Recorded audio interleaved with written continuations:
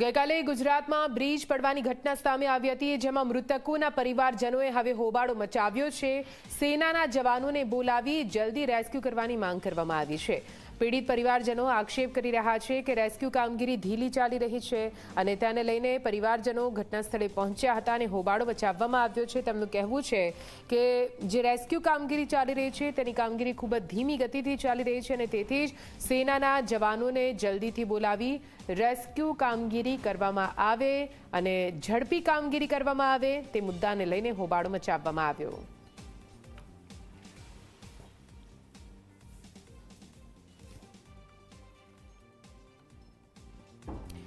વડોદરાના ગંભીરા બ્રિજ દુર્ઘટનામાં રેસ્ક્યુની કામગીરી યથાવત જોવા મળી રહી છે। એનડીઆરએફની ટીમની સતત બીજા દિવસે પણ રેસ્ક્યુની કામગીરી સામે આવી। ગંભીરા બ્રિજ દુર્ઘટનામાં અત્યાર સુધી 15 લોકોના મોત નિપજ્યા છે। તપાસ સમિતિની ટીમ પહોંચી છે ઘટના સ્થળે। આજે બપોર બાદ મુખ્યમંત્રી ઘટના સ્થળે આવે તેવી શક્યતા વ્યક્ત કરવામાં આવી રહી છે। ગંભીરા બ્રિજ દુર્ઘટનામાં અત્યાર સુધી 15 લોકોના મોત નિપજી ચૂક્યા છે અને તમામ સમિતિના સભ્યો પણ ઘટના સ્થળે પહોંચ્યા છે। કેવી રીતે આ પૂરી દુર્ઘટના સર્જાઈ અને તે પછીની કામગીરી કઈ રીતની રહી તેને લઈને સમીક્ષા કરવામાં આવશે। ગંભીરા બ્રિજ દુર્ઘટનામાં મૃત્યુઆંક 15 સુધી પહોંચ્યો છે। તો રેસ્ક્યુની કામગીરી બીજા દિવસે પણ યથાવત જોવા મળી રહી છે। બીજા દિવસે પણ એનડીઆરએફના જવાનો ત્યાં રેસ્ક્યુ કામગીરી ચલાવી રહ્યા છે અને હજુ પણ કાટમાળ નીચે જો કોઈ વ્યક્તિ દબાયેલો કે દટાયેલો હોય તો તેના મૃતદેહને ઝડપથી બહાર કાઢવા માટે કવાયત હાથ ધરવામાં આવી રહી છે। આપને જણાવી દઈએ, ગઈકાલે સૌરાષ્ટ્ર અને મધ્ય ગુજરાતને જોડતા ગંભીરા બ્રિજનો એક સ્લેબ અચાનક ધસી પડ્યો હતો અને તે દરમિયાન જેટલી પણ કાર આ બ્રિજ પરથી પસાર થઈ રહી હતી તે પણ પાણીમાં ગરક થઈ ગઈ, જેમાં એક ટ્રક, 2 ગાડીઓનો સમાવેશ થાય છે। ટ્રકમાં પણ ટાઇલ્સ ભરી હોવાની વિગતો સામે આવી રહી છે, એટલે ટ્રક તેમજ ટાઇલ્સના કાટમાળ નીચેથી મૃતકોને શોધીને બહાર કાઢવા એક મોટો પડકાર સાબિત થઈ રહ્યો છે। એટલા માટે જ અહીં રેસ્ક્યુ કામગીરી બીજા દિવસે પણ યથાવત જોવા મળી રહી છે। તો ગંભીરા બ્રિજ દુર્ઘટનાને લઈને અત્યાર સુધી મૃત્યુઆંક 15 સુધી પહોંચી ચૂક્યો છે। જો કે આ સમગ્ર મામલે તપાસ કમિટીની રચના પણ કરી દેવામાં આવી છે। તપાસ કમિટીના તમામ સભ્યો પણ ઘટના સ્થળે પહોંચી રહ્યા છે અને આખરે આ પૂરું જે દુર્ઘટના હતી તે કેવી રીતે ઘટી, શા કારણે ઘટી, તેની પાછળનું કારણ શું છે તેને લઈને અહીં તપાસ કરવામાં આવશે અને જે પણ કસૂરવારો હશે તેમને વિરુદ્ધ કડકમાં કડક કાર્યવાહી કરવામાં આવશે તેવા પણ આદેશ સરકાર દ્વારા આપી દેવામાં આવ્યા છે। પણ હાલ તો જેટલા પણ મૃતકો છે તેમના પરિવારજનો શોકમાં ગરકાવ છે, કેમ કે તેમને નહોતી ખબર કે આ બ્રિજ તેમના માટે મોતનો બ્રિજ, મોતનો પુલ સાબિત થશે અને તેમને તેમના બહાલ સોયા આ રીતે ગુમાવવા પડશે।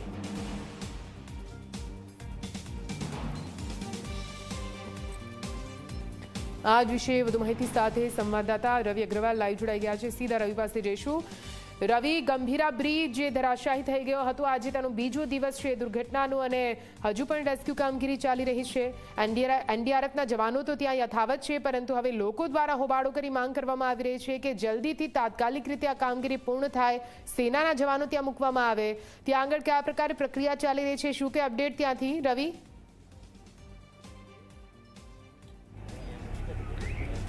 બિલકુલ નિધિ, વાત કરવામાં આવે તો ગંભીરા બ્રિજ દુર્ઘટનાનો આજે બીજો દિવસ છે અને બીજા દિવસે જે વાત કરીએ તો બીજા દિવસે રેસ્ક્યુની કામગીરી અત્યારે યથાવત છે અને વહેલી સવારથી જ એનડીઆરએફની ટીમ અને સાથે ફાયર બ્રિગેડની ટીમ દ્વારા રેસ્ક્યુની કામગીરી કરવામાં આવી રહી છે। હજુ સુધી એક પણ જે વાહન છે તેને બહાર નીકળવામાં સફળતા નથી મળી, પરંતુ 3 જેટલા મૃતદેહો જે છે તેને બહાર નીકળવામાં સફળતા મળી છે અને હજુ પણ 4 જેટલા જે મિસિંગ લોકો છે તેમને શોધવા માટે તંત્રની જે ટીમો છે તે કવાયત હાથ ધરી રહી છે। ટેમ્પરરી જે બ્રિજ છે તે બનાવવાની કોશિશ ચાલુ છે। કેટલાક યુવાનો દોરડા વડે જે વાહનો છે તેને બાંધવાની કોશિશ કર્યા છે અને ક્રેનથી અને પોકલેન મશીનથી તેને ખેંચવાની પણ પ્રક્રિયા ચાલુ રહી છે। સામે તમે જે ક્રેન જોઈ રહ્યા છો તે ક્રેન અહીંયા ગઈકાલથી મંગાવવામાં આવી છે, પરંતુ ક્રેન નિષ્ફળ સાબિત થઈ રહી છે, કારણ કે ક્રેન મંગાયા હોવા છતાં પણ હજુ સુધી કોઈ પણ વાહન જે છે ભારે વાહન તેને બહાર નથી કાઢી શકાયું અને તેના કારણે જ છેલ્લા 26 થી 27 કલાકથી જે સ્વજનો અહીંયા બેઠા હતા તેઓ ખૂબ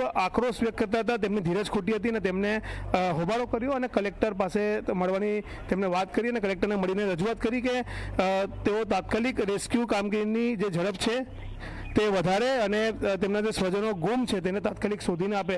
તેમણે એવો પણ આક્રોશ વ્યક્ત કર્યો કે રેસ્ક્યુ કામગીરી ખૂબ ધીમી થઈ રહી છે અને હજુ પણ બીજા હેવી ઇક્વિપમેન્ટ્સ અહીંયા મંગાવવા પડશે. જો કોઈ મંત્રી પુત્ર કે કોઈ નેતા પુત્ર અહીંયા પાણીમાં લાપતા થયો તો તેના માટે આર્મી અથવા તો હેલિકોપ્ટર પણ મંગાવી લીધું હોત. તે પ્રકારની પણ ઉગ્ર રજૂઆત કલેક્ટર સમક્ષ કરવામાં આવી છે, પરંતુ કલેક્ટર દ્વારા તેમને સમજાવવામાં આવ્યા છે કે જે હેલિકોપ્ટર છે તે માત્ર 2 થી 3 ટન વજન જ ઉંચકી શકે છે અને આ જે ક્રેન છે તેની કેપેસિટી 150 ટન વજનની છે. પરંતુ સવાલ એ થઈ રહ્યો છે કે ક્રેન અહીંયા શોભાના ગાંઠિયા સમાન સાબિત થઈ રહી છે. તે જે વ્હીકલ અહીંયાથી બહાર નીકળવું જોઈએ, હેવી વ્હીકલ, તે કાઢવામાં તે નિષ્ફળ સાબિત થઈ રહી છે અને તેના કારણે જ લોકોની ધીરજ ખોટી છે અને લોકો એક જ માંગ કરી રહ્યા છે કે વહેલી તકે તેમના જે સ્વજનો ગુમ થયા છે તેને શોધી આપવામાં આવે, કારણ કે 26 થી 27 કલાકથી તમામ લોકો અહીંયા ખડે પગે ઊભા છે અને તેમ છતાં પણ તેમના ડેડ બોડી હજુ સુધી નથી મળી શક્યા. ત્યારે ક્યારે મળશે તેની તેઓ રાહ જોઈ રહ્યા છે. અત્યાર સુધીમાં 15 જેટલા લોકોના મૃતદેહો બહાર કાઢવામાં આવ્યા છે, 5 ઇજાગ્રસ્તોને સારવાર માટે હોસ્પિટલમાં ખસેડવામાં આવ્યા છે, 4 લોકો મિસિંગ છે અને હજુ પણ અન્ય એવા લોકો છે કે જેમની ઓળખ નથી થઈ કે તેમના સ્વજનો નથી આવ્યા, તેવા લોકો પણ હજુ મિસિંગ છે. કુલ મળીને જો વાત કરીએ તો 3 મોટા વ્હીકલ, 3 ટુ વ્હીલર, 1 4 વ્હીલ હજુ પણ પાણીમાં છે અને તે બહાર નીકળશે ત્યાર પછી જ ખરા અર્થમાં અંદાજો આવશે કે હજુ પણ કેટલા લોકો અંદર છે, કેટલા લોકોને બહાર કાઢવા છે અને ક્યાં સુધી આ રેસ્ક્યુની કામગીરી ચાલશે. પણ અત્યારે કામગીરી ખૂબ ધીમી થઈ રહી છે, ઝડપ વધારવાની જરૂર છે. તંત્ર શું કરે છે તેના પર સૌ કોઈ નજર બનાવીને બેઠું છે. જી નિધિ. બિલકુલથી રવિ જોડાલા, હજુ ફરીથી આપની પાસે આવીએ છીએ. મોતનો બ્રિજ સાબિત થયો ગંભીરા બ્રિજ. જો કે આટલા સમય વીત્યા હોવા છતાં પણ હજુ રેસ્ક્યુ કામગીરી યથાવત જોવા મળી રહી છે. 4 જેટલા લાપતા લોકો જેમને શોધવા માટે હજુ પણ અહીંયા મથામણ જોવા મળી રહી છે. જેટલા વ્હીકલ છે તેમને બહાર કાઢવા માટે પણ અહીં મોટી ક્રેનની મદદ લેવામાં આવી રહી છે, જો કે તેમાં પણ નાકામી હાથ લાગી રહી છે.